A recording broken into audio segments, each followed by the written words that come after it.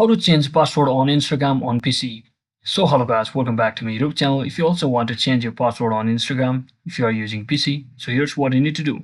So first thing first, just open up your Instagram account from any of your browser on your PC or laptop, and once you're inside here, finally just click on your profile icon from the top left corner or top right corner as well.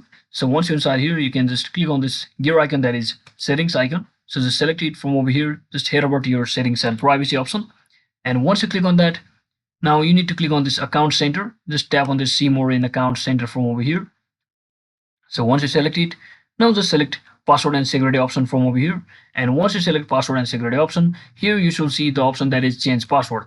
So just select the right account if you have multiple accounts and in which you want to change password. And here you need to just enter your current password as well as your new password and just re-enter your new password. And finally click on change password to successfully confirm your changed password. So that is it for today guys. Thanks for watching. Don't forget to like and subscribe to the channel. See you on the next one.